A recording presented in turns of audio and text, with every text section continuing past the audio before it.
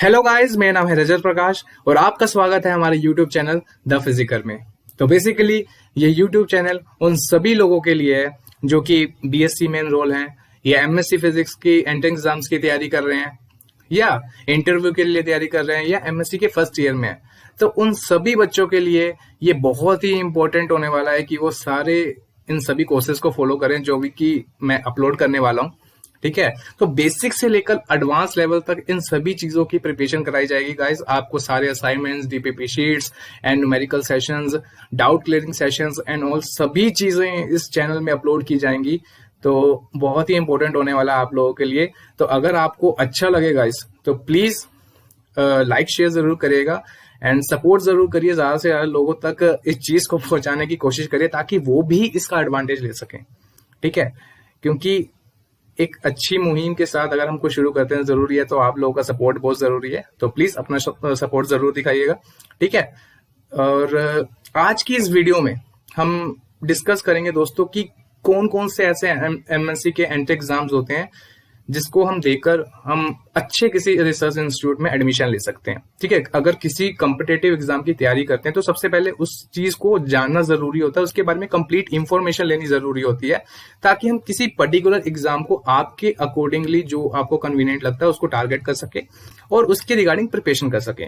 तो इस वीडियो में एक कंप्लीट एनालिसिस होगा कि कौन कौन से एमएससी एंट्रेंस एग्जाम्स होते हैं, उनके एलिजिबिलिटी क्राइटेरिया क्या होंगे, आप इंपॉर्टेंट डेट्स कौन से होनी है जहां पर आपको रजिस्ट्रेशन करना है एंड सबमिशन वगैरह एंड ऑल, और इसके लिए कौन कौन सी बुक्स को रेफर करना जरूरी है एंड स्ट्रेटेजी क्या होनी चाहिए। तो ये सारी चीजों को हम इस सिंगल वीडियो में कवर करने की कोशिश करेंगे गाइस। तो प्लीज शुरू से लेकर अंत तक बने रहना, कोई भी चीज स्किप मत करना क्योंकि बहुत ही इंपॉर्टेंट होना वाला आप लोगों के लिए। ठीक है, तो without wasting any more time let's start the video.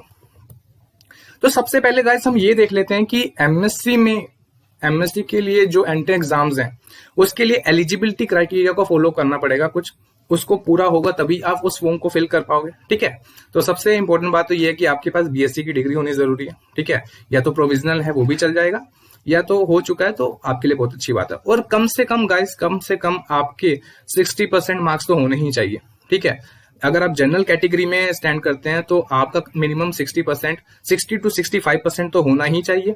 और अगर आप ओबीसी या किसी पर्टिकुलर कैटेगरी में आते हैं, ओबीसी या एससी एसटी में आते हैं, तो आपका 55 एंड 50 तक मिनिमम, उससे ज्यादा तो नहीं, मतलब ठीक है 50 to 65 ये रेंज आपकी होनी चाहिए। सभी हम कैटेगरीज को इन्वॉल्व कर रहे हैं तो ठीक है, हर एक यूनिवर्सिटी, कोई पर्टिकुलर यूनिवर्सिटी किसी पर्टिकुलर परसेंटेज को भी टारगेट कर सकती है। तो आपके लिए सबसे सेफ रहेगा कि 65% आपके लिए मिनिमम स्कोर करना तो जरूरी ही है अगर आप किसी अच्छे रिसर्च इंस्टीट्यूट को टारगेट कर रहे हो। ठीक है, तो उसके बाद हम देख लेते हैं दोस्तों कि एमएससी का फिजिक्स में, क्योंकि हम ये चैनल दोस्तों फिजिक्स के बारे में ही रखेंगे। ठीक है, बहुत सारी स्ट्रीम्स हैं पर पर्टिकुलरली हम एमएससी फिजिक्स के ऊपर ही फोकस करेंगे और उसके रिगार्डिंग ही सारे यहाँ पर जो वीडियोस होंगे वो अपलोड होंगे। ठीक है, तो एमएससी फिजिक्स में एडमिशन लेने का प्रोसेस क्या होता है देख लेते हैं। तो जैसे कि आपको बताया कि आपको बीएससी की डिग्री तो होनी ही चाहिए। ठीक है, आपकी बीएससी कंप्लीट होनी चाहिए। और दूसरी बात दोस्तों कि एक तो होता है कि कोई पर्टिकुलर एग्जाम होता है जिसके अंदर बहुत सारी यूनिवर्सिटीज आ जाती हैं, और दूसरा होता है कि कई पर्टिकुलर रिसर्च इंस्टीट्यूट्स या यूनिवर्सिटी अपना एग्जाम खुद भी कंडक्ट करवाती है। ठीक है, तो जैसे कि यहाँ पर आप देख सकते हैं कि जैसे जैम और जेस्ट ऐसे एग्जाम्स होते हैं दोस्तों जिसके अंदर बहुत सारे आईआईटीज और एनआईटीज, और जेस्ट में अंदर बहुत सारे हमारे रिसर्च इंस्टीट्यूट्स होते हैं और कुछ पर्टिकुलर इंस्टीट्यूट्स भी होते हैं लाइक जेएनयू, डीयू, बीयू, बीएचयू। तो ये सारे इंस्टीट्यूट्स दोस्तों ये पर्टिकुलरली खुद ही एग्जाम कंडक्ट करवाती हैं। तो आपके पास बहुत सारी अपॉर्चुनिटीज होती हैं from the January to July end. ठीक है, तो तब तक एग्जाम्स होते रहते हैं। ये नहीं सोचना है कि कोई एक एग्जाम आपका नहीं हुआ तो बाकी एग्जाम्स आपके लिए यूजफुल नहीं होंगे। तब तक एग्जाम देना है, तब तक जब तक आपका कोई एक पर्टिकुलर एग्जाम क्रैक ना हो जाए जिसमें आप एडमिशन लेके अपने रिसर्च करियर को और भी अच्छी तरह से आगे कंटिन्यू कर सकते हो। ठीक है, तो उन सभी जो भी हमारे एग्जाम्स होंगे उन सभी चीजों के बारे में डिटेल में डिस्कस करेंगे। अभी कौन कौन से एग्जाम्स हैं, स्ट्रेटेजी भी डिस्कस करेंगे और बुक्स के बारे में भी बताया जाएगा। और वीडियो के एंड में दोस्तों आगे आने वाले कोर्सेज के बारे में थोड़ा सा डिस्क्रिप्शन दिया जाएगा ताकि आपको अवेयर हो सके हमारी आने वाली वीडियोस के बारे में और आप उस कोर्स को फॉलो कर सके। ठीक है, तो चलिए आगे देखते हैं। अब जैसे कि मैंने बोला दोस्तों कि बहुत सारे हमारे एंट्रेंस एग्जाम्स होंगे, है ना। जैम और जेस्ट की मैंने बात की, फिर डीएचयू, बीएचयू और पीयू की बात की। तो उन सभी यूनिवर्सिटीज को हम देखेंगे कौन कौन सी उनकी क्राइटेरियाज हैं, कौन कौन सी इंपॉर्टेंट डेट्स हैं जब उनके फॉर्म्स निकलते हैं, उनको कैसे फिलअप करना है, कौन कौन से टॉपिक्स को टारगेट करना है, उन सभी चीजों के बारे में डिस्कस कर लेंगे। ठीक है, तो चलिए आगे बढ़ते हैं। ये सारे क्वेश्चन, यही सारी चीजें हैं दोस्तों, बार बार वही चीजें मैंने पीपीटी की फॉर्म में यहाँ पर इसलिए बना दिया क्योंकि आपको आफ्टर द वीडियो आप चाहें तो डिस्क्रिप्शन बॉक्स में इसकी लिंक भी डाल दूंगा मैं, ताकि आराम से आप इन सभी चीजों को गो थ्रू हो जाना। मैं जो मेन पॉइंट्स हैं उन सभी चीजों को हाईलाइट करूंगा, बाकी आप चीजें आराम से भी पढ़ सकते हैं क्योंकि वीडियो बहुत लेंथी हो जाएगी। ठीक है ना, मैं चाहता हूं कि आपको मेन चीजों को फटाफट सही से बता पाऊं ताकि आप उन सभी चीजों को ग्रैब करके इंफॉर्मेशन गेन कर सकें, और बाकी जो चीजें होंगी आप डिटेल में बाद में भी देख सकते हैं। ठीक है, तो सबसे पहले दोस्तों हम आईआईटी जैम की बात करते हैं। ठीक है, ये बहुत ही इंपॉर्टेंट एग्जाम है जिसके कारण आप किसी भी आईआईटी या किसी भी एनआईटी में एडमिशन ले सकते हैं। ठीक है, जैम का स्कोर कार्ड हर बहुत जगह चल जाता है दोस्तों, आईआईटीज एनआईटीज के अलावा आपका आईसर्स में भी और आईएससी में भी, हर जगह आपका ये जैम का स्कोर कार्ड चलेगा ही चलेगा। ठीक है, अगर आप बहुत ही अच्छा स्कोर कर जाते हो अराउंड 100 to 300 रैंक के बीच में, तो ये जैम का स्कोर कार्ड आपको बहुत ही अच्छे रिसर्च इंस्टीट्यूट में एडमिशन लेने के लिए हेल्प करेगा। ठीक है, तो हम इस साल के रेफरेंस की बात करेंगे। ठीक है, जो 2021 में हुआ, आप देख सकते हैं कि आईआईटी जैम का जो पेपर हुआ था दोस्तों, वो आईआईसी बेंगलोर ने इस साल कंडक्ट करवाया था। ठीक है, जैम की बात करें दोस्तों तो जैम में 60 क्वेश्चंस आते हैं दोस्तों, जैसे कि आप देख सकते हैं कि जैम में 60 क्वेश्चंस आते हैं और टोटल 100 मार्क्स का पेपर होता है। ठीक है, हमारा जो पूरा पेपर होता है ना दोस्तों, वो 3 सेक्शंस में डिवाइड होता है, A, B and C. A section में दोस्तों हमारे 3 एमसीक्यूज होते हैं। ठीक है, और सेक्शन बी में हमारे 10 एमएसक्यू होते हैं, और सेक्शन सी में दोस्तों हमारे 20 न्यूमेरिकल आंसर टाइप क्वेश्चंस होते हैं। ठीक है, तो ये इस तरह का पैटर्न होता है दोस्तों। हम इसको थोड़ा और डिटेल में देख लेते हैं ताकि आपको थोड़ा सही से पता लग सके कि किस तरह से वेटेज होगी इसकी और कौन कौन से टॉपिक्स पे आपको फोकस करने की जरूरत है। ठीक है, तो इंपॉर्टेंट डेट्स की बात कर लेते हैं दोस्तों। जब तक आपको यही नहीं पता होगा कि कौन सा एग्जाम कब कंडक्ट होने वाला है, तो आप फिलअप ही कब करोगे। ठीक है, तो ये बहुत ही इंपॉर्टेंट होता है कि आपको पता हो कि आपका एग्जाम कब होने वाला है, और उसके अकॉर्डिंग ही आप स्ट्रेटेजीज बनाओगे, टाइम टेबल बनाओगे और पूरे सब्जेक्ट्स को सही से पढ़ पाओगे। ठीक है, तो यहां पर हम देख लेते हैं दोस्तों नोटिफिकेशन, जैसे कि अगस्त के टाइम पीरियड में, जैसे कि मैंने 2021 का रेफरेंस लिया, अब तो आगे आने वाली वीडियोस जो होंगी हमारी 2022 को टारगेट करेंगी दोस्तों, पर फिर भी रेफरेंस के लिए मैं आपको बता रहा हूं कि कब इनकी नोटिफिकेशन आती है, ताकि आप अवेयर रह सको। क्योंकि आगे आने वाली वीडियोज में तो मैं ये बताऊंगा ही कि ये कब एग्जाम्स होंगे, बट आपको एक रफ अप्रोक्सीमेशन भी रखना चाहिए माइंड में कि कब कौन सा एग्जाम हो सकता है। ठीक है, जैसे कि आप देख सकते हैं अगस्त के महीने में 2020 में 21 के लिए बेसिकली ये अगस्त में इसका नोटिफिकेशन आया था। सितंबर में इसकी एप्लीकेशन फॉर्म स्टार्ट हो गई थी फिलअप करने की। फिर उसके बाद सबमिशन का जो डेट है अक्टूबर तक रहता है, एंड रीसबमिट करने का भी अक्टूबर में एक्सटेंड हो जाता है। तो मोटा मोटा ये याद रखने की जरूरत है कि अगस्त में इसकी नोटिफिकेशन आ जाती है और सितंबर में रजिस्ट्रेशन स्टार्ट हो जाती है, अक्टूबर तक इसकी फिलअप हो जाती है सारी फॉर्म। तो आपको ये सारी चीजें ध्यान में रखनी है दोस्तों। जैसे कि मैंने बोला कि सेक्शन ए में दोस्तों 30 एमसीक्यूज आते हैं। ठीक है, पहले जो 10 एमसीक्यूज होते हैं दोस्तों वो 1 मार्क्स के होते हैं, और जो नेक्स्ट 20 एमसीक्यूज होते हैं वो 2 मार्क्स के होते हैं। ओके, सेक्शन बी की बात करें दोस्तों तो उसमें 10 एमएसक्यूज होते हैं पहले, वो 2 मार्क्स के होते हैं हर एक।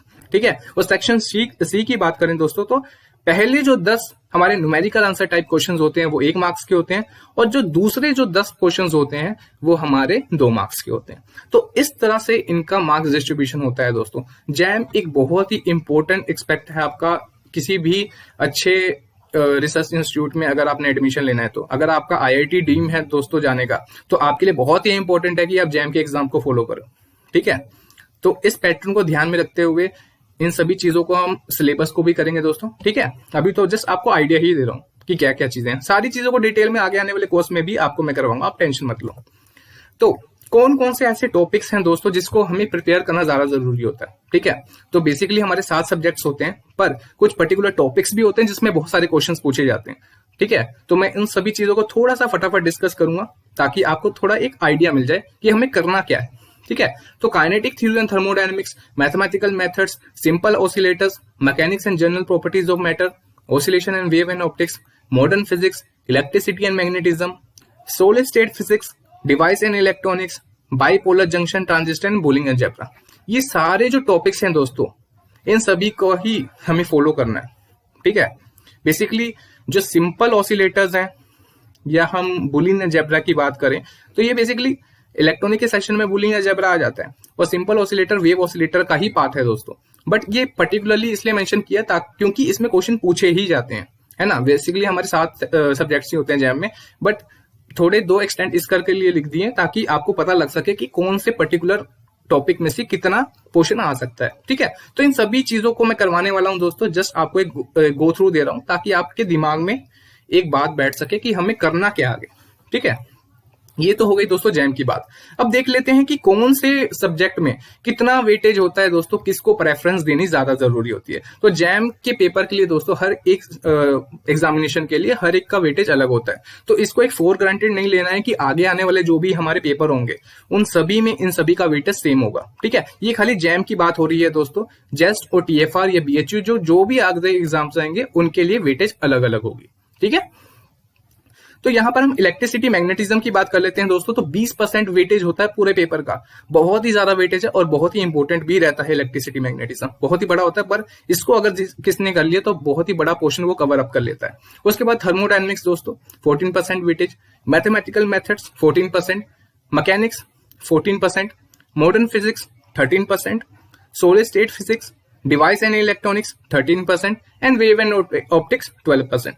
वेव एंड ऑप्टिक्स के बारे में दोस्तों मैं यही कहना चाहूंगा कि इसकी अगर आपको फॉर्मुलेज पता है, अगर आपने +1 +2 में अगर आप इसकी थोड़ी भी इंफॉर्मेशन है गो थ्रू करके भी ऊपर से थ्योरी पढ़ लेते हो और उसके न्यूमेरिकल को अप्रोच करने के लिए जस्ट आपको उसका फॉर्मूला याद रहे तो बहुत इजीली आप वेव ऑप्टिक्स को अप्रोच कर सकते हो। बाकी जो ये सारे सब्जेक्ट्स हैं दोस्तों, ये जो हमारे इलेक्ट्रिसिटी मैग्नेटिज्म से लेकर सॉलिड स्टेट फिजिक्स और डिवाइस एंड इलेक्ट्रॉनिक्स तक, इसको हम डिटेल में डिस्कस करेंगे। वेव ऑप्टिक्स को भी करेंगे, बट सबसे पहले हम इन सभी जो मेजर सब्जेक्ट्स हैं इन पे फोकस करेंगे ताकि आपकी अच्छी परसेंटेज हम लेके आ सके और अच्छा रैंक मिले आपको। ठीक है। तो जैम के बाद दोस्तों आता है जेस्ट। जेस्ट बहुत ही इंपॉर्टेंट एग्जाम है आप लोगों के लिए। ठीक है। जैम बेसिकली दोस्तों BSc लेवल तक पूछा जाता है, पर जेस्ट हमारा इंटीग्रेटेड PhD के लिए होता है। इंटीग्रेटेड PhD के होने के कारण MSc का थोड़ा सा पोर्शन भी पूछा जाता है दोस्तों, जो कि हमें BSc के लिए नहीं पढ़ाया जाता है, PhD में नहीं पढ़ाया जाता है। तो इसके लिए अलग से प्रिपरेशन करनी पड़ती है दोस्तों, क्योंकि अगर जेस्ट का स्कोर कार्ड बहुत ही अच्छे रिसर्च इंस्टीट्यूट्स में लाइक ICERS, IIC और बहुत ही अच्छे रिसर्च इंस्टीट्यूट जिनकी मैं लिस्ट भी आपके साथ डिस्कस करूंगा, तो उन सभी जगह इनका यूज होगा। ठीक है। तो अच्छा रैंक मिल जाए तो बहुत अच्छे रिसर्च इंस्टीट्यूट में जाने का आपको मौका मिल सकता है। ठीक है। तो यहाँ पर दोस्तों डिस्कस कर लेते हैं। जैसे कि आप देख सकते हो कि इसके 37 एग्जाम सेंटर्स होते हैं ऑल ओवर द कंट्री। ठीक है। तो बेसिकली जो इस साल की जो ऑफिशियल डेट है दोस्तों, जो जैम का एग्जाम होने वाला वो अप्रैल 11 में, इसी साल में अप्रैल 11 को ही आपका ये एग्जाम होने वाला है दोस्तों। ठीक है। तो जिन जिन लोगों ने मतलब पहले ही फरवरी के दौरान इस चीज को भर दिया था तो वो इस साल जेस्ट का एग्जाम देंगे। ठीक है। तो उसमें आपने देखा होगा कि क्वांटम मैकेनिक्स हो गया, चाहे वो काइनेटिक थ्योरी एंड थर्मोडायनेमिक्स हो गया, या क्लासिकल मैकेनिक्स हो गया, या मैथमेटिकल फिजिक्स में हम डिस्कस करें, स्पेशल फंक्शंस की बात करें या टेंसर्स की बात करें, तो कई नए टॉपिक्स भी इंट्रोड्यूस हो जाते हैं जो कि BSc लेवल में नहीं होते हैं। ठीक है। तो उन सभी चीजों को भी आगे हम डिस्कस करेंगे। ठीक है। जैसे कि आप देख सकते हैं दोस्तों कि जेस्ट का जो हमारा फॉर्म होता है वो जनवरी के टाइम में निकल जाता है। ठीक है। जनवरी के टाइम में निकल जाता है और फरवरी में लास्ट डेट होती है इसकी अप्लाई करने की। आप देख सकते हैं जो एडमिट कार्ड होता है 2 हफ्ते पहले निकल जाता है। ठीक है। जेस्ट का एग्जाम होने से, तो जेस्ट का एग्जाम दोस्तों जैसे 11 अप्रैल को है, 11 अप्रैल को जेस्ट का एग्जाम है, तो उसके 2 हफ्ते पहले मतलब मान सकते हैं कि मार्च के एंड तक आपका ये एडमिट कार्ड आ जाए। ठीक है। तो आपको जस्ट अप्रोक्सीमेशन होना चाहिए कि जेस्ट का एग्जाम है वो जनवरी में स्टार्ट हो जाता है एंड अप्रैल तक इसका एग्जाम होने की तैयारी है। वैसे जल्दी हो जाता है, इस साल कोविड के कारण काफी डिले हो गया, वैसे फरवरी तक इसका एग्जाम हो जाता है। ठीक है। तो इस साल थोड़ा देर हो गया, पर हमें आइडिया लेके चलना चाहिए कि फरवरी में होता है। ठीक है। पहले वाले अगर हम सिनारियोस देखें तो ओके। तो कौन कौन से ऐसे कॉलेजेस हैं जो जेस्ट का हमारा जो स्कोर कार्ड है वो एक्सेप्ट करती है। तो आप देख सकते हैं दोस्तों, यहाँ पर बहुत सारे रिसर्च इंस्टीट्यूट्स हैं, like Aryabhatta research institute of observational science, जिसे आरएसबी बोलते हैं, नैनीताल में है। बोस इंस्टीट्यूट हो गया, होमी भाभा नेशनल इंस्टीट्यूट मुंबई में है, जो हरीश चंद्र रिसर्च इंस्टीट्यूट इलाहाबाद में, ठीक है। उसी तरह से ICTS TFR, ठीक है, IGCAR and Indian Institute of Astrophysics and so on. IISERs हो गए हमारे पास, जो भी हमारे 7 आइसर्स हैं ऑल ओवर द इंडिया।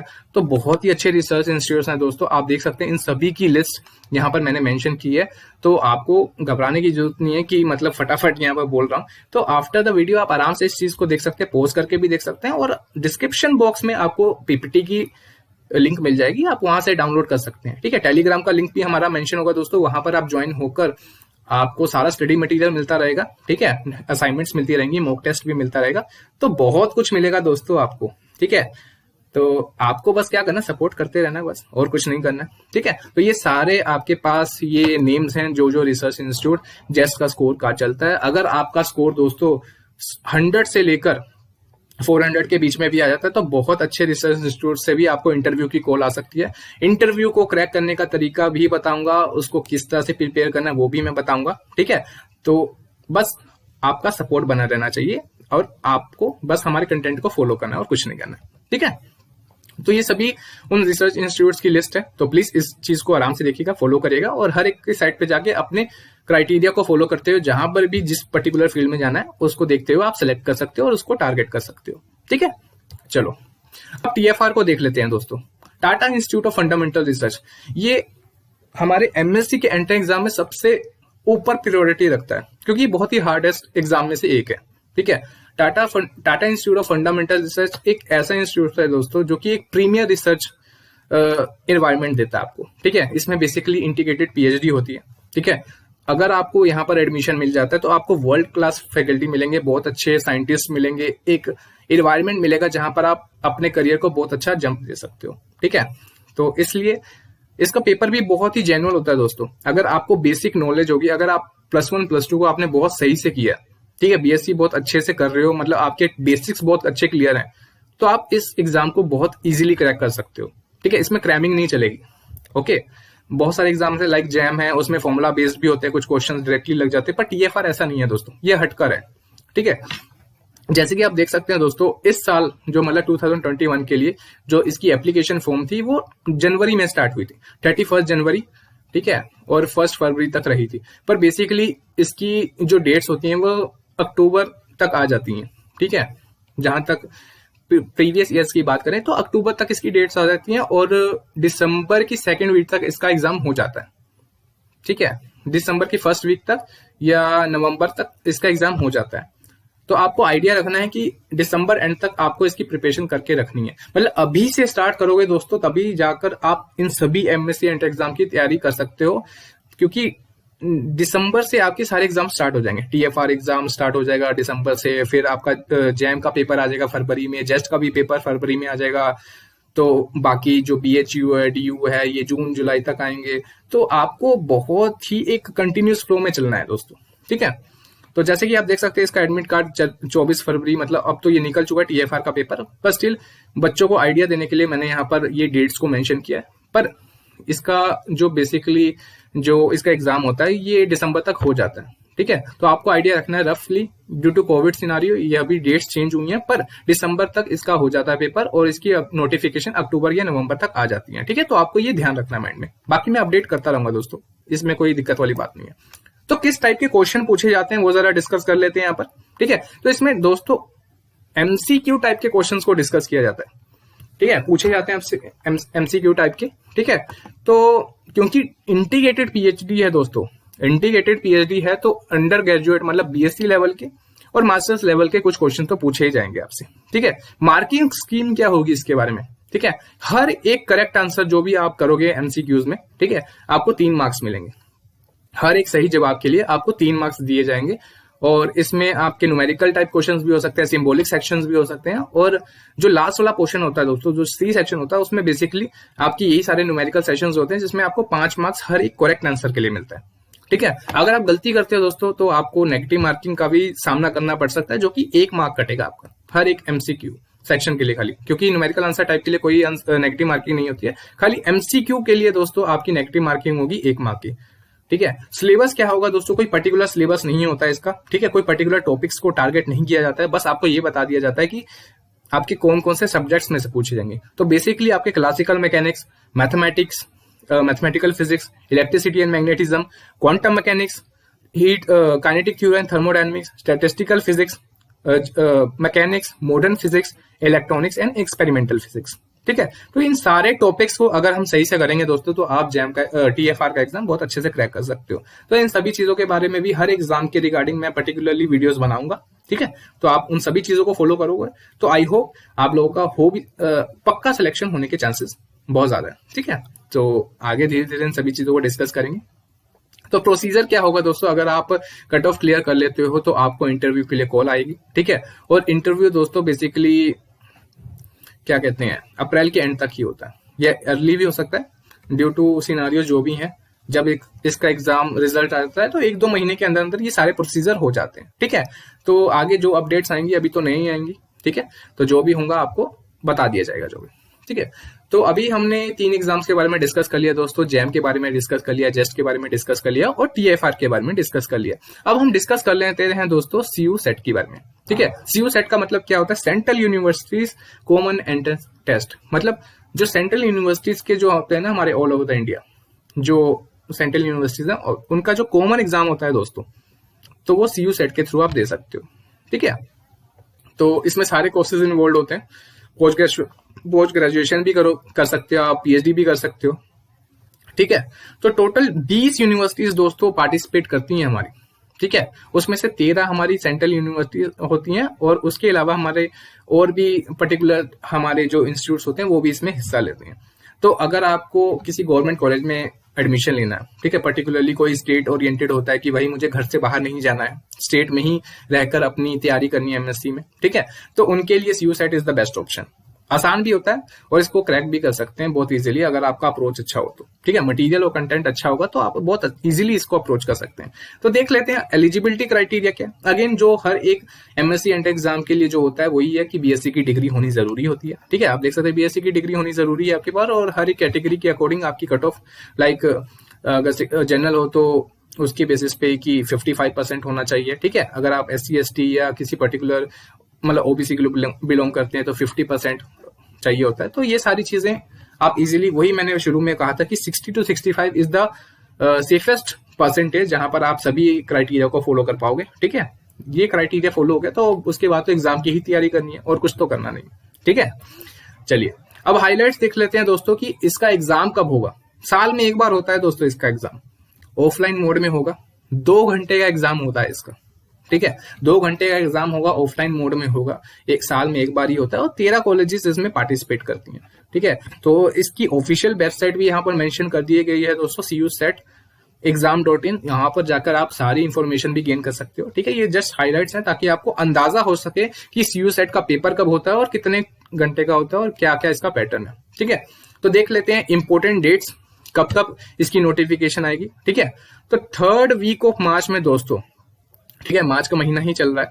ठीक है, तो 3rd वीक में इसका एप्लीकेशन फॉर्म रिलीज हो जाएगा और 3rd वीक ऑफ अप्रैल तक लास्ट डेट होगी दोस्तों सीयू सेट की। तो अभी आने ही वाला है सीयू सेट, तो प्लीज इसके फॉर्म को मिस मत करना। जिनका मतलब जैम, जेस्ट या टीएफआर का पेपर सही नहीं हुआ है तो उनके लिए बहुत ही इंपॉर्टेंट है कि जितने भी एग्जाम्स आगे आने वाले हैं उन सभी एग्जाम्स को फिलअप करो दोस्तों, और किसी को मत छोड़ो, क्योंकि जितनी वीडियोस हो सकती है मैं डालूंगा और कंटेंट भी डालूंगा, और आप हमारे ग्रुप में ऐड होंगे तो आपको उसके अलावा भी कंटेंट मिलता रहेगा जिससे आप प्रिपेयर करते रहोगे, और मैं आपको गाइड तो करता ही रहूंगा। ठीक है, तो बस आप अपना सपोर्ट बनाए रखिएगा और जो भी कंटेंट है उसको फॉलो करते रहिएगा। तो लास्ट डेट जो एप्लीकेशन फी को फिल करने की वो 3rd वीक ऑफ अप्रैल तक है। ठीक है, बाकी ये सारी चीजें, रिजल्ट इसका दोस्तों 3rd वीक ऑफ जून तक आ जाएगा। मतलब वही चीज है कि जुलाई के एंड तक दोस्तों आपको पता लग जाएगा कि आपका कहाँ सिलेक्शन हो रहा है। ठीक है, जितने भी एग्जाम है मोस्टली वो जुलाई तक खत्म हो जाते हैं, तो आपको याद रखना है कि कौन से एग्जाम कब होंगे, कितनी आपकी तैयारी है, उसके अकॉर्डिंग अपने आप को थोड़ा सा मैनिपुलेट करना अपने माइंड को कि भाई किस पे फोकस करना है, किस पे कम करना है, और उसके अकॉर्डिंग ही आपको उस चीज पे पूरा जोर देना है। ठीक है, तो बस आपको याद रखना है कि बस 3rd वीक ऑफ मार्च में इसका आने वाला है। ठीक है, नोटिफिकेशन प्लीज भर देना, एप्लीकेशन फॉर्म आएगा, और लास्ट डेट तक एंड मत करना, और जो भी रिजल्ट्स वगैरह है वो तो बात की बात है, वैसे 3rd वीक ऑफ जून तक आ जाएगा। बस आपको ये डेट्स याद रखने जरूरी है। ओके, बाकी सारी जो एक्स्ट्रा मिसलेनियस जो डेट्स हैं वो आराम से आप देख सकते हो। ठीक है, आफ्टर लेक्चर आपको पीडीएफ पीपीटी तो मिल ही जाएगी। तो ये सारे जो यूनिवर्सिटीज हैं दोस्तों देख सकते हैं, जैसे कि मैंने बोला कि 13 यूनिवर्सिटीज इसमें पार्टिसिपेट करती है। तो central universities of Haryana, Jammu, Jharkhand, Karnataka, Kashmir, Kerala, Punjab, Rajasthan, south Bihar and Tamil Nadu, ये सारी यूनिवर्सिटीज दोस्तों इसमें पार्टिसिपेट करती हैं। तो कोई भी जो पर्टिकुलर स्टेट के जो हैं, जो अपने ही स्टेट में रहना चाहते हैं और सेंट्रल यूनिवर्सिटी में पढ़ना चाहते हैं, तो उनके लिए बहुत अच्छी अपॉर्चुनिटीज हैं। उन सभी की वेबसाइट्स भी गिवन है, ईमेल्स भी गिवन है, फोन नंबर भी है। तो ये सारी डिटेल्स इसमें मेंशन है दोस्तों, आराम से देख लेना इसको। अगर आपको कोई भी क्वेरी है आप वहां पर फोन करके पूछ सकते हो और अपनी सारी क्वेरीज को क्लियर कर सकते हो। ठीक है, चलो अब हम नेक्स्ट एग्जाम की बात करते हैं दोस्तों, बीएचयू, बनारस हिंदू यूनिवर्सिटी के लिए जो पोस्ट ग्रेजुएशन के लिए एंट्रेंस एग्जाम होता है, उसके बारे में हम डिस्कस करने वाले हैं दोस्तों। अगर आपका मान लो आईआईटी जैम सही से नहीं हुआ, ठीक है, सपोज कर लेते हैं कि आपका आईआईटी जैम अच्छा नहीं हुआ, आप नहीं क्लियर कर पाए, तो बीएचयू भी दोस्तों आईआईटी में ही आता है। आईआईटी बीएचयू आपने सुन रखा होगा, ठीक है। तो बीएचयू अपना एग्जाम खुद भी कंडक्ट करवाता है दोस्तों। तो आपके लिए अभी भी एक अपॉर्चुनिटी है कि आप उस चीज को तैयार करके फिर से अपने सपने को पूरा कर सकते हो। ठीक है, तो आप देख लेते हैं कि बीएचयू के लिए कौन कौन से चीजें जरूरी हैं जो आपको पता होनी चाहिए। ठीक है, तो यहाँ पर आप देख सकते हैं एप्लीकेशन मोड दोस्तों ऑनलाइन ही होता है। ठीक है, एग्जामिनेशन मोड भी ऑनलाइन होगा। ठीक है, कुछ ही एग्जाम होते हैं जैसे जेस्ट हो गया, जैसे अभी हमने दिखा सीयू सेट, वो भी ऑफलाइन मोड में होता है। तो ये सारी चीजें कुछ कुछ ऑफलाइन मोड में, बाकी ऑनलाइन मोड में। एग्जाम का जो ड्यूरेशन कितने समय का एग्जाम होगा, 120 मिनट का, मतलब 2 घंटे का एग्जाम होगा दोस्तों। ठीक है, 360 मार्क्स टोटल मार्क्स होंगे। ठीक है, तो 360 मार्क्स का पेपर होगा दोस्तों। मार्किंग स्कीम क्या है, हर एक सही आंसर के लिए आपको 3 मार्क्स मिलेगा और हर एक गलत आंसर के लिए आपको 1 मार्क आपका डिडक्ट होगा। ठीक है, कितने नंबर ऑफ सीट हैं दोस्तों, 7323 सीटें आपकी अवेलेबल हैं बनारस हिंदू यूनिवर्सिटी में। काफी अच्छी सीट्स हैं दोस्तों, तो आपके पास बहुत अच्छी अपॉर्चुनिटीज हैं। ठीक है, तो अपनी फील्ड के अकॉर्डिंग जो भी आपका सेशन है, चाहे वो एक्सपेरिमेंटल फिजिक्स है या कंडेंस मैटर फिजिक्स है, चाहे वो एस्ट्रोफिजिक्स है, आप प्लीज उस चीज को ध्यान में रखते हुए हर एक यूनिवर्सिटीज को चूज करना, ताकि वहां पर जाकर आप अपने करियर को स्पेसिफिक एक एरिया में लेके जा सको। ठीक है, तो यहाँ पर इंपॉर्टेंट डेट्स देख लेते हैं दोस्तों। जो हमारा बीएचयू का एग्जाम है वो कब होने वाला है, तो फर्स्ट वीक ऑफ फरवरी। ठीक है, निकल चुकी है दोस्तों डेट्स इसकी। तो लास्ट डेट कब है बीएचयू फिल करने की, तो 3rd वीक ऑफ मार्च दोस्तों। अभी 3rd वीक चल ही रहा है, तो प्लीज फॉर्म को फिलअप कर दो जल्द से जल्द। अगर किसी बच्चे ने नहीं भरा है तो प्लीज फिलअप कर देना इस चीज को। ठीक है, मॉक टेस्ट भी अवेलेबल होंगे दोस्तों, तो मार्च 2021 तक मॉक टेस्ट अवेलेबल हो जाएंगे, तो उसको देना जरूर, ताकि आपको पैटर्न पता लग सके कि बीएचयू का पेपर किस तरह से अटेम्प्ट करना है। ठीक है, एडमिट कार्ड आ जाएंगे 1st वीक ऑफ मई तक। ठीक है, 1st वीक ऑफ मई तक आपके एडमिट कार्ड भी आ जाएंगे दोस्तों। और आपका जो एग्जाम होगा दोस्तों वो 3rd से 4th वीक ऑफ मई तक हो जाएगा, मतलब काफी टाइम है दोस्तों आपके पास। ठीक है, जिसने जैम की तैयारी कर रखी होगी उसके लिए तो बहुत टाइम है, पर अगर आप अभी से भी तैयारी करना स्टार्ट किया होगा दोस्तों, अभी से भी आपने तैयारी करना स्टार्ट किया होगा, तब भी आप कुछ कुछ टॉपिक्स को करके एक रफ अप्रोक्सीमेशन तो ले ही सकते हो। बाकी अगर जिसका एम ही 2022 तक है तो उसके लिए तो एक अलग ही बात है। ठीक है, वो तो आराम से बस अपने चीज को फॉलो करने के लिए कर सकते हो। ठीक है, बाकी इसकी आंसर की आ जाएगी दोस्तों 1st वीक ऑफ जून तक। और लास्ट डेट जो होगी आपकी चैलेंज करने की, अगर आपको लगता है कि आपके आंसर में सही या गलत दिया गया उनके द्वारा, तो आप चैलेंज भी कर सकते हो 1st वीक ऑफ जून तक। ठीक है, तो ये इंपॉर्टेंट डेट्स आपके पास अवेलेबल है दोस्तों, प्लीज इसको चेकआउट करना, अवेयर रहना, ताकि आप किसी भी एग्जाम को मिस ना कर सको। ठीक है, तो दोस्तों अब बात कर लेते हैं जेएनयू एग्जाम की। ठीक है, जेएनयू एग्जाम भी बहुत ही टफ एग्जाम में से एक गिना जाता है। मैं इसको टीएफआर के बाद दूसरे नंबर पे रखना चाहूंगा, क्योंकि अगर जेएनयू में आप जाते हो दोस्तों, जेएनयू एक ऐसा इंस्टीट्यूट है, जवाहरलाल नेहरू यूनिवर्सिटी, जहां पर आपको बहुत ही अच्छा एक रिसर्च इन्वायरमेंट मिलेगा, क्योंकि इंटरनेशनल लेवल की कॉन्फ्रेंसेस होती हैं, साइंटिस्ट इन्वॉल्व होते हैं, और आपको फीस भी बहुत कम लगती है उसमें। तो आपके लिए बहुत ही इंपॉर्टेंट होगा कि अगर आप जेएनयू का एग्जाम क्रैक कर लो तो आप बहुत अच्छे इंस्टीट्यूट में अपनी सीट पक्की कर सकते हो। ठीक है, तो 3 घंटे का एग्जाम होता है दोस्तों, 3 घंटे का एग्जाम होता है, और कंप्यूटर बेस्ड एग्जाम होगा, मतलब ऑनलाइन मोड में होगा। मैक्सिमम 100 मार्क्स का पेपर होगा दोस्तों। MCQ क्वेश्चन पूछे जाएंगे, मल्टीपल चॉइस क्वेश्चन आपके साथ पूछे जाएंगे, ठीक है। तो मोड होगा इंग्लिश, ठीक है। तो weightage according to the mark distribution, मतलब 1 मार्क्स के भी, 2 मार्क्स के भी, 3 मार्क्स के भी, 4 मार्क्स के भी, आपके according to the correct response आपके वो मार्क्स डिस्ट्रीब्यूशन वेरी करेगा। और इनकरेक्ट के लिए तो कोई नेगेटिव मार्किंग होती ही नहीं है, ठीक है। तो इस तरह का इसका पेपर है। जैसे कि आप देख सकते हैं दोस्तों कि इसके क्वेश्चन को, इसके जो पूरे पेपर को 2 पार्ट्स में डिवाइड किया जाता है बेसिकली, ठीक है। आपसे 100 ऑब्जेक्टिव टाइप क्वेश्चंस पूछे जाएंगे दोस्तों, MCQ टाइप क्वेश्चंस पूछे जाएंगे 100, ठीक है। और पेपर को 2 पार्ट्स में डिवाइड किया जाएगा। पहले पार्ट में दोस्तों आपके जो साइंस और मैथ का जो पोर्शन होगा, जो कि 12वीं क्लास का लेवल होगा, ठीक है। अगर 12वीं का लेवल आप देखोगे, पहले सेशन में आपको MCQ टाइप क्वेश्चन जो होंगे आपको वो फर्स्ट पार्ट में मिलेंगे। और सेकंड पार्ट में दोस्तों आपको MSc के रिगार्डिंग या BSc के रिगार्डिंग जो भी क्वेश्चंस है वो पूछे जाएंगे। मतलब पहले पोर्शन में अगर आपने बहुत अच्छा स्कोर कर लिया तो सेकंड पोर्शन में BSc लेवल का भी बहुत अच्छे से अटेम्प्ट कर लेते हो, भले ही आपने MSc लेवल का ना पढ़ा हो, तो आपके बहुत अच्छे चांसेस हो जाते हैं दोस्तों कि आप JNU को क्लियर कर सको और उसके इंटरव्यू को क्लियर करने का आपके चांसेस भी बढ़ जाते हैं। अगर आपके 11वीं 12वीं का कंसेप्ट क्लियर होंगे तो ऑब्वियस ही बात है आपके इंटरव्यू के चांस क्लियर करने के भी चांसेस बहुत बढ़ जाते हैं, ठीक है। तो इंपॉर्टेंट डेट्स को देख लेते हैं दोस्तों एक बार। इंपॉर्टेंट डेट्स कौन कौन सी हैं, JNU का एग्जाम कब कब होगा हमारा। इसका एग्जाम देख सकते हैं दोस्तों, किस नाम से देखा होता है, JNU EE का मतलब एंट्रेंस एग्जाम, ठीक है, जवाहरलाल यूनिवर्सिटी एंट्रेंस एग्जाम, ठीक है। तो इस नाम से इसका पेपर निकलता है। तो प्लीज इस चीज से अवेयर है ना, ये मत सोचना कि ये अलग कुछ होता है, ठीक है। तो एप्लीकेशन फॉर्म दोस्तों इसका फर्स्ट वीक ऑफ मार्च में ही निकल जाएगा, ठीक है। तो निकल चुके हैं इसके फॉर्म्स, प्लीज इसको जरूर चेकआउट करो और लास्ट डेट के लिए वेट मत करो।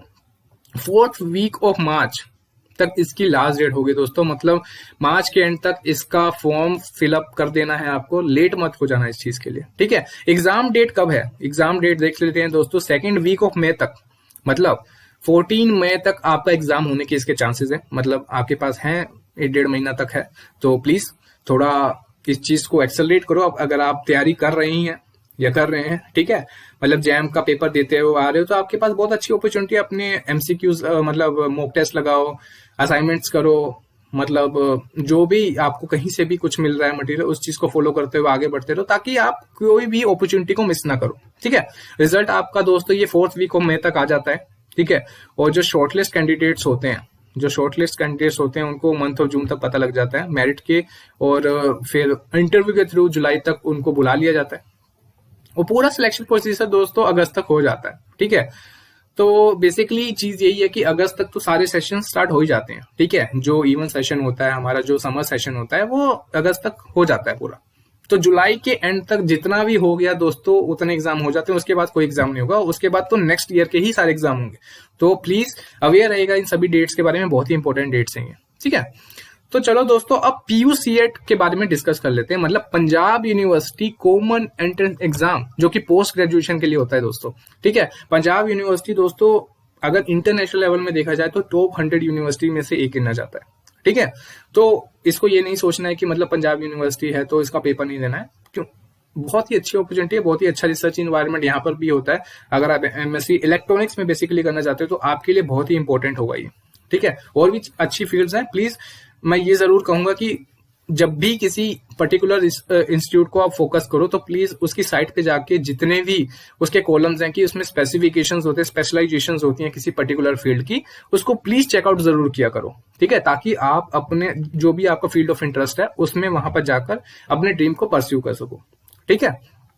तो इनका जो पेपर निकलता है दोस्तों, जो पर्टिकुलरली ये एंट्री एग्जाम लेते हैं, वो 3rd वीक ऑफ अप्रैल तक निकाल जाते हैं, ठीक है। तो ये आपके लिए बहुत ही इंपॉर्टेंट होता है कि आप इन सभी चीजों को फॉलो करो, ठीक है। अब एग्जाम पैटर्न के बारे में बात कर लेते हैं दोस्तों थोड़ा, ठीक है। पंजाब यूनिवर्सिटी का जो एग्जाम पैटर्न होता है वो किस तरह से होता है।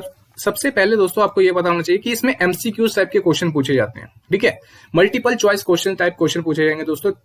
75 क्वेश्चन आपसे पूछे जाएंगे और टोटल मार्क्स भी 75 ही हुआ, मतलब हर एक क्वेश्चन के लिए आपको 1 मार्क्स मिलेगा दोस्तों, ठीक है।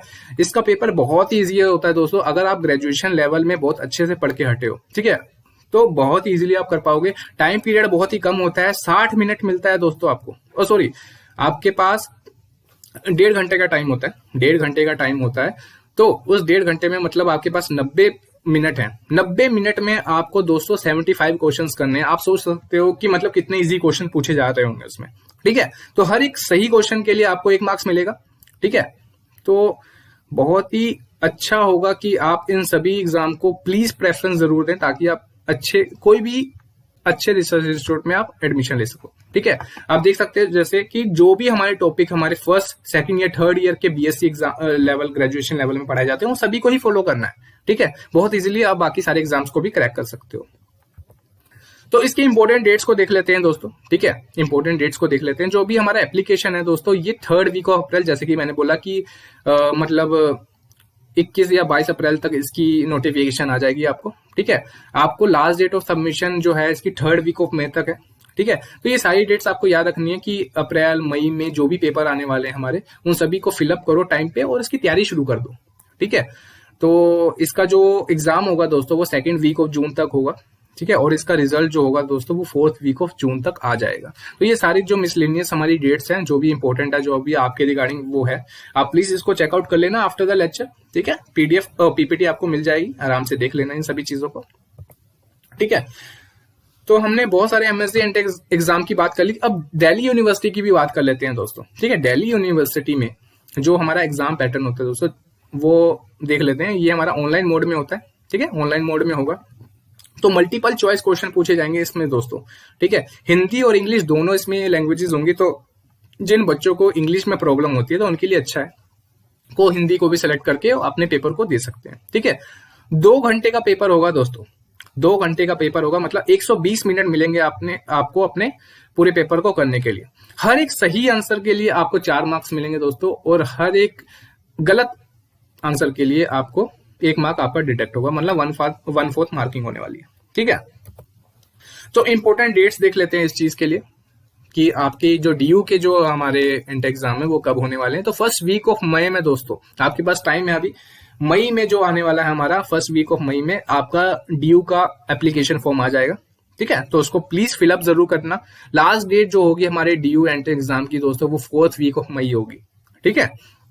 ये बहुत ही इंपॉर्टेंट डेट्स हैं दोस्तों, प्लीज बार बार कह रहा हूं इसको नोट कर लेना, ताकि आराम से आप इन सभी चीज को फिलअप कर सको और किसी चीज को भूल ना जाओ। क्योंकि जुलाई के एंड तक जितने भी हो सकते हैं एग्जाम जरूर दो, अटेम्प्ट करो। अगर आपका एम भी 2022 है तब भी भरो, ताकि आपको एक आइडिया मिल सके आगे जो नेक्स्ट टाइम आप एग्जाम दोगे, ठीक है। तो उसके बाद दोस्तों जो इसका रिजल्ट होगा वो 3rd वीक ऑफ जुलाई तक डिक्लेयर हो जाएगा। काउंसलिंग राउंड आपका 4th वीक ऑफ जुलाई तक हो जाएगा। वही चीज है कि जुलाई के एंड तक सारा कुछ प्रोसीजर कंप्लीट हो जाता है, ठीक है। तो ये सारी डेट्स को ध्यान से देख लीजिएगा बाद में, ताकि आपको अवेयर रह सको आगे आने वाले एग्जाम के बारे में, ठीक है। तो ये सारे एग्जाम थे बेसिकली, और भी बहुत सारे एग्जाम्स होते हैं दोस्तों, पर मेरा मेन फोकस इन सभी एग्जाम्स पे रहेगा, ठीक है। मैं फिर से बता देता हूं, JAM, JEST, TFR, BHU, JNU, PU and DU, और जो भी ये पैटर्न के लिए मैं कराऊंगा दोस्तों वो सभी के लिए एप्लीकेबल होगा, जो भी एग्जाम हमारे से छूट गए, ठीक है। पर मेन जो हमारे फोकस होंगे जो एग्जाम यही होंगे, और पर्टिकुलर जो पूरा सिलेबस है, पूरा मटेरियल है, इन्हीं के अकॉर्डिंग ही डिजाइन किया जाएगा, ठीक है, जो कि हमारे इस चैनल पे अपलोड किया जाएगा। तो देख लेते हैं दोस्तों, जैसे कि मैंने कहा कि अगर आप कट ऑफ क्लियर कर लेते हो तो आपको मेरिट लिस्ट के बेसिस पे शॉर्टलिस्ट किया जाएगा, ठीक है। और उसके बाद आपकी काउंसलिंग होगी या आपका इंटरव्यू लिया जा सकता है। तो इंटरव्यू की तैयारी भी इस चैनल में करवाई जाएगी दोस्तों, ठीक है। मैं लाइव भी आ सकता हूँ इस चीज में, एंड आपको उस चीज के रिलेटिंग करवाऊंगा भी पूरी तैयारी, तो वो टेंशन लेने वाली बात नहीं है, ठीक है। तो वही चीज है यहाँ पर, ये स्लाइड में मैंने यही बताने की कोशिश की है कि आपको जरूरी होता है कि अगर आप इनरोलमेंट के लिए जा रहे हैं, इंटरव्यू के लिए जा रहे हैं, तो आपके सारे डॉक्यूमेंट्स अप टू डेट होने चाहिए। जो जो उनकी साइट्स में है उनका आपको पता होना चाहिए कि कौन कौन से डॉक्यूमेंट्स चाहिए, ताकि वेरिफिकेशन के टाइम में आपको कोई दिक्कत ना हो। और इंटरव्यू के लिए जो भी 4-5 सब्जेक्ट्स होंगे जिनको हम पूरा प्रॉपरली एनालाइज करेंगे, ठीक है, उसके लिए पर्टिकुलर वीडियोस भी बनेंगी ताकि आपको कोई दिक्कत ना हो, ओके। तो कौन कौन सी ऐसी बुक्स हैं दोस्तों, कौन कौन सी ऐसी बुक्स हैं जिनके कारण आप अपनी प्रिपरेशन को और सही से कर सकते हो, ठीक है। तो सबसे पहले मैकेनिक्स को देख लेते हैं दोस्तों। अगर आप मैकेनिक्स की तैयारी करना चाहते हो, ठीक है, ग्रेजुएशन लेवल में तो ठीक है, पर अगर आप एससी वर्मा का जो कॉन्सेप्ट ऑफ फिजिक्स है वॉल्यूम 1 अगर उसको भी सही से पढ़ लेते हैं दोस्तों, तब भी आपकी मैकेनिक्स की बहुत अच्छी तैयारी हो जाती है। उस बुक में दोस्तों 14 चैप्टर्स हैं, ठीक है। उस बुक्स में 14 चैप्टर है, अगर उसको सही से पढ़ोगे, उसके सारे जो एक्सरसाइज उसको सही से सोल्व करोगे, तो आपके पूरे कंसेप्ट क्लियर हो जाएंगे दोस्तों। अगर वो कंसेप्ट आपके क्लियर है दोस्तों, तो आप थोड़ा एडवांस लेवल में जाना चाहते हो, अगर अपने क्वेश्चंस में प्रैक्टिस करना चाहते हो, मतलब और अच्छे क्वेश्चन देखना चाहते हो, तो क्लेपनर की एक बुक आती है दोस्तों, ठीक है, तो उसको भी फॉलो कर सकते हो। ठीक है, अगर और अच्छी बुक देखनी है तब गोल्डस्टीन की बुक एमएससी लेवल की होती है, तो उसमें भी आप सभी अपनी मैकेनिक्स की प्रिपरेशन को कर सकते हो। ठीक है, अगर इलेक्ट्रोडायनेमिक्स की बात करें दोस्तों, इलेक्ट्रोडायनेमिक्स की बात करें तो बहुत ही इंपॉर्टेंट सेशन होता है हमारा, तो उसके लिए डेविड जे ग्रिफिथ की बुक आती है दोस्तों। डेविड जे ग्रिफिथ की बुक आती है, वो आपके लिए सफिशिएंट है। ठीक है, उसमें आपको पूरा ईएमटी मिल जाएगा। ठीक है, तो अगर आप एचसी वर्मा भी फॉलो करें तब भी कोई दिक्कत नहीं है, पर इलेक्ट्रोडायनेमिक्स के लिए मैं स्पेशली बोलना चाहूंगा कि आप डेविड जे ग्रिफिथ की बुक फॉलो करो। ठीक है, क्वांटम मैकेनिक्स की बात कर लेते हैं दोस्तों। क्वांटम मैकेनिक्स की बात करने चाहें तो हम, या तो आप बाइजर की बुक यूज कर सकते हैं मॉडर्न फिजिक्स के लिए, पर मैं आपको सजेस्ट करूंगा दोस्तों जेटली की बुक। नजरुद्दीन जेटली की जो बुक है वो बहुत ही बेस्ट बुक है क्वांटम मैकेनिक्स के लिए। उसमें बहुत ही सिंप्लीफाइड वे से और डिटेल वे में पूरा कोर्स को क्वांटम मैकेनिक्स का बहुत ही अच्छे से एक्सप्लेन किया गया। और मेरा जो आने वाली वीडियो भी होगी दोस्तों, जो कि क्वांटम मैकेनिक्स पे आएगी, जो वो पूरी जेटली पे ही बेस होगी। ठीक है, तो अगर बाइजर पे आप फॉलो करना चाहते हो वो भी कर सकते हो, पर मैं नजरुद्दीन जेटली को फॉलो करूंगा क्योंकि इसमें बहुत डिटेल में बहुत अच्छे तरीके से एक्सरसाइजेस को और क्वेश्चंस को डिस्क्राइब किया गया। ठीक है, अब डेविड जे ग्रिफिथ की बुक आती है क्वांटम मैकेनिक्स की, उसको भी फॉलो कर सकते हो, कोई डाउट नहीं है उसमें। उसके बाद हम देख लेते हैं दोस्तों वेव ऑसिलेशन में। ठीक है, वेव ऑसिलेशन के लिए आप एनके बजाज की बुक फॉलो कर सकते हो या ब्रिजल की बुक फॉलो कर सकते हो, ब्रिजल एंड सुब्रमण्यम की। ठीक है, वो दोनों प्रेफरेबल है। ठीक है, वही मैं कहना चाहूंगा, वेव ऑसिलेशन के लिए आपको बस फॉर्मुलास पते होने चाहिए, कोई एडवांस लेवल के क्वेश्चन इसमें नहीं पूछे जाते हैं, स्ट्रेट फॉरवर्ड क्वेश्चन होते हैं, बस आपको फॉर्मुला याद होगा, थोड़ा लॉजिक याद होगा, तो बहुत इजीली आप अप्रोच कर सकते हो दोस्तों। ठीक है, ऑप्टिक्स की बात करें तो ऑप्टिक्स के लिए अजॉय घटक की बुक सही है, बिल्कुल सिंपल सोवर बुक है। ठीक है, तो अजॉय घटक is the best book for the optics. अगर सॉलिड स्टेट की बात करें दोस्तों, उसके लिए वहाब की बुक या चार्ल्स किटल की बुक या एसओ पुलाई की बुक, ये बेस्ट है, क्योंकि इसमें थोड़े एडवांस लेवल में पढ़ाया गया है। अगर आप, मैं ये नहीं कहूंगा कि हमारे इंडियन ऑथर की बुक ना पढ़ें, पर इन सभी चीजों में थोड़ा एडवांस लेवल में सही से पढ़ाया गया है। ठीक है, तो आप इन सभी बुक्स को फॉलो करो। और अगर आप हमारे डिस्क्रिप्शन बॉक्स में देखोगे तो वहां पर टेलीग्राम का चैनल मिलेगा, उसमें भी इन सभी बुक्स को मैं डाल दूंगा, ताकि आप आराम से आपको स्टडी मटेरियल मिलता रहे। ठीक है, उसकी टेंशन नहीं लेना है, बस आपको क्या करना है, फॉलो करना है, सब्सक्राइब करना है, ताकि आपको नोटिफिकेशन मिलती रहे और आप सभी आने वाले अपकमिंग लेक्चर्स के लिए अवेयर रहो। ठीक है, अब देख लेते हैं दोस्तों इलेक्ट्रॉनिक्स के लिए कौन कौन सी बुक्स को फॉलो करना जरूरी है। ठीक है, अगर आप एनालॉग को सही से पढ़ना चाहते हो दोस्तों, तो बॉयलस्टेड की बुक होती है। ठीक है, या एलेक्जेंडर या साइडिको को बुक होती है एनालॉग की, वो आप बहुत सही प्रेफर कर सकते हो इस सभी चीजों के लिए। ठीक है, और अगर आप डिजिटल पढ़ना चाहते हो सही से दोस्तों, तो आनंद कुमार की बुक है, वो सफिशिएंट होगी आप लोगों के लिए। ठीक है, तो इलेक्ट्रॉनिक्स को भी बहुत सही से कराऊंगा। इन सभी चीजों को दोस्तों, पहले तो मेरा मेन फंडा यही रहेगा कि आप लोगों को पहले सही से थ्योरी पढ़ाओ। ठीक है, ताकि आपके कंसेप्ट क्लियर हो सके। उसके बाद आपको शॉर्ट ट्रिक भी बताऊंगा, न्यूमेरिकल्स भी करवाऊंगा, प्रैक्टिस सेशंस भी करवाऊंगा, ताकि आपके सारे कंसेप्ट क्लियर हो सके दोस्तों। ठीक है, तो टेंशन नहीं लेना आपने। थर्मोडायनेमिक्स की बात कर लेते हैं दोस्तों, तो थर्मोडायनेमिक्स में आपका जो गर्ग बंसल की बुक है या घोष की बुक है, वो आपके लिए सफिशिएंट है। ठीक है, और उसके बाद और भी अगर आप सेपरेटली पढ़ना चाहते हो तो उमर अली, अगर आप बेसिकली फर्मी एनर्जी लेवल्स हो गया, उन सभी चीजों को पढ़ना चाहते हो, या सेमीकंडक्टर्स को पढ़ना चाहते हो, तो उन सभी की चीज के लिए Umar Ali is the best book. या जिमेंस्की या FWCS की या जेल स्लिंगर की बुक हो गई, ये भी थर्मोडायनेमिक्स के लिए प्रेफरेबल है। ठीक है, आप इसको भी फॉलो कर सकते हो। और स्टैटिस्टिकल मैकेनिक्स के लिए दोस्तों, अगर आप स्टैटिस्टिकल मैकेनिक्स या प्रोबेबिलिटी के जो क्वेश्चन पूछे जाते हैं, उसके लिए रीफ की बुक को फॉलो कर सकते हो।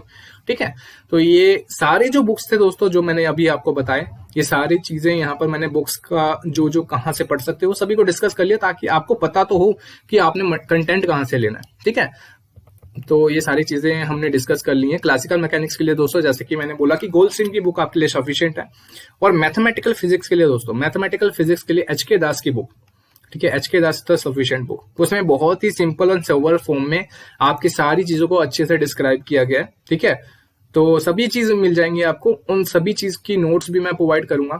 ठीक है, तो ये जस्ट बुक थे कि अगर आप खुद से भी पढ़ो तो आप प्रैक्टिस कर सको इन सभी बुक से। ठीक है, अब स्ट्रेटेजी क्या होनी चाहिए दोस्तों? अभी हमने ये देख लिया कि कौन कौन से एग्जाम्स होते हैं, एलिजिबिलिटी क्राइटेरिया भी देख लिया, ठीक है, और कौन कौन सी बुक्स हैं वो भी देख लिया, पर स्ट्रेटेजी क्या होनी चाहिए? हर एक बच्चा पूछता है कि हम किस तरह से इन एग्जाम्स को अप्रोच करें। तो सबसे पहले दोस्तों, जैसे कि आपको बोला मैंने कि आपको तो एक तो डेट्स पता होनी चाहिए कि आपका एग्जाम कब होगा, स्टार्ट होगा और कब उसकी पेपर होने वाला है। तो उसके अकॉर्डिंग आप टाइम टेबल बना सकते हो, अपने आप को एडजस्ट कर सकते हो कि कब किस एग्जाम को कितना टाइम देना है, ठीक है।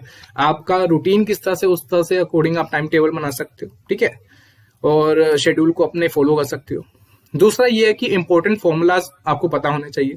जब जब भी कोई टॉपिक पढ़ो दोस्तों, उसके रिगार्डिंग एक शॉर्ट नोट्स बना लो, ठीक है, क्योंकि at the end of the paper, मतलब जितना भी, मतलब जब एग्जाम को अप्रोच होने लग जाता है तो आप पूरी बुक को दोबारा नहीं पढ़ोगे दोस्तों, है ना। पूरी बुक को दोबारा पढ़ने का कोई मतलब नहीं है और इतना टाइम भी नहीं होता। तो बहुत ही जरूरी होता है कि जब भी आप कुछ चीज पढ़ो, एक शीट बना लो, जो भी टॉपिक आपने पढ़ा है, तो साथ के साथ उस फॉर्मूला का लिख लिया करो इन द शॉर्ट फॉर्म, और कुछ हिंट्स लिख लिया करो ताकि आपको याद आ जाए कि मैंने किस तरह से उस टाइम में पढ़ा था। और शॉर्ट नोट्स में वो चीजों को बनाते जाओगे दोस्तों, तो एट द एंड आप उन सभी चीजों को रिवाइज करते हुए आराम से उन सभी चीजों को प्रैक्टिस कर पाओगे, मतलब रिवाइव कर पाओगे और बहुत अच्छे से अपने पेपर को एग्जीक्यूट कर पाओगे, ठीक है। तो ये सारी चीजें आपके लिए बहुत इंपॉर्टेंट होगी। टाइम टेबल बनाओ, उन सभी फॉर्मूलाज को लिखो, रिवाइज करो, ठीक है। इंपॉर्टेंट बुक्स को ही पढ़ो। जो जो मैंने बुक्स बोली हैं दोस्तों, वो सफिशिएंट है आपकी प्रिपरेशन के लिए, ठीक है। ये नहीं कि मतलब कुछ और पढ़ो, किसी और ने बता दिया तो कुछ और पढ़ लो। बुक्स तो बहुत सारी हैं दोस्तों, पर ये सारी जो बुक्स हैं वो सफिशिएंट है आप लोगों की प्रिपरेशन के लिए, क्योंकि हम खुद इन सभी चीजों को पढ़ के हटे हैं, ठीक है। मैं खुद JRF और जैम क्वालिफाइड हूं, तो मुझे पता है कि ये सारी चीजें सही हैं और आपके लिए बेस्ट है, ठीक है। तो प्लीज इन सभी चीजों को जरूर फॉलो करना ताकि आपके लिए आपकी प्रिपरेशन में कोई कमी ना रह जाए। उसके बाद दोस्तों बहुत ही जरूरी होता है किसी भी एंट्री एग्जाम को देने के लिए कि उसके प्रीवियस ईयर के सारे पेपर्स को सोल्व किया जाए, ठीक है। 10 ईयर्स जरूर लगाओ दोस्तों, कोई भी एग्जाम क्यों ना हो, भले ही आपको उसके बारे में कोई आइडिया ना हो, पहले सब्जेक्ट के बारे में पढ़ो, कुछ क्वेश्चन को सोल्व करो, फिर प्रीवियस ईयर लगाओ। प्रीवियस ईयर से क्या होगा दोस्तों, आपको आइडिया मिलेगा कि पेपर का लेवल किस तरह का है, ठीक है। मैं 2022 या 23 के जो भी हमारे बच्चे अगर देख रहे हैं, ठीक है, अगर वो अटेम्प्ट भी करना चाहते हैं, तो मैं उनको भी सजेस्ट करूंगा कि प्लीज पेपर तो कम से कम दो, अगर आप एलिजिबल हो तो, है ना। एलिजिबल होने के कारण अगर आप पेपर दे सकते हो तो आपको आइडिया मिल जाएगा दोस्तों कि पेपर आने किस तरह का वाला है, और उसी के अकॉर्डिंग आपकी माइंडसेट भी चेंज होती है और आपका प्रिपरेशन भी उसी अकॉर्डिंग बनता रहता है, ठीक है। तो प्लीज इस चीज को फॉलो जरूर करना ताकि आप आसानी हो सके। और प्रीवियस ईयर पेपर तो मस्ट होता है हर एक प्रिपरेशन के लिए कि सोल्व करना ही करना चाहिए, ठीक है। मॉक टेस्ट जरूर दो, और जो 16 सैंपल पेपर्स होते हैं, जैसे सैंपल पेपर कई जैसे GNU DU ने डाला, जैम भी डाल रहा था, है ना, तो उनकी साइट्स में जाके उन सैंपल पेपर्स को सोल्व करने की कोशिश किया करो ताकि आपको आइडिया मिल सके। वो इसलिए डालते हैं ताकि आपको आइडिया मिल सके कि एग्जाम किस लेवल का होने वाला है। मॉक टेस्ट जरूर दिया करो, चाहे वो किसी भी इंस्टीट्यूट या कोई भी साइट से आप ढूंढ के मॉक टेस्ट दे सकते हो, ठीक है। मैं भी मॉक टेस्ट दूंगा दोस्तों ताकि आपकी एग्जाम की तैयारी और अच्छे से हो सके, ठीक है। तो मॉक टेस्ट प्रोवाइड किए जाएंगे, कहीं और से भी मिलता है वो भी करो, मैं जो दूंगा वो भी करो, ठीक है। सैंपल पेपर्स को सोल्व करो। मेन इन सभी चीजों को करने का मतलब यही है कि आप जितनी ज्यादा प्रैक्टिस करोगे उतने ही ज्यादा आपके क्लियर होने के चांसेस हैं, ठीक है। तो यहां तक ही ये सारी एनालिसिस थी दोस्तों, हमने सब कुछ डिस्कस कर लिया कि कौन कौन से एग्जाम्स हैं, क्या क्या उसकी एलिजिबिलिटी क्राइटेरिया है, किन किन चीजों का हमें ध्यान रखना है, ठीक है, कौन कौन सी बुक्स को पढ़ना है और हमारी स्ट्रेटेजी क्या होने वाली है। तो जैसे कि मैंने बोला था दोस्तों कि at the end of the video मैं आपको बताने वाला हूं कि हमारा पैटर्न किस तरह से होने वाला आगे, ठीक है। तो जैसे अब इस वीडियो के बाद दोस्तों हमारा क्वांटम मैकेनिक्स का सेशन स्टार्ट होने वाला है, ठीक है। मैं हर एक पर्टिकुलर टॉपिक के रिलेटेड पूरी बेसिक से लेकर एडवांस लेवल तक उन सभी चीजों को डिस्कस करूंगा, शॉर्ट ट्रिक भी बताऊंगा, न्यूमेरिकल सेशन भी रखूंगा ताकि आपका पूरा कंसेप्ट क्लियर कर सकूं। और पूरा दोस्तों आपके एग्जाम के रिलेटेड ही होगा, ठीक है। BSc के बच्चे, एंट्री एग्जाम के लिए जो बैठ रहे बच्चे, वो भी MSc फर्स्ट ईयर के इंटरव्यू के लिए जो बच्चे बैठ रहे हैं, उन सभी के लिए ये वीडियो यूजफुल होने वाली है दोस्तों। तो प्लीज आने वाली वीडियोस को मिस मत करना, ठीक है।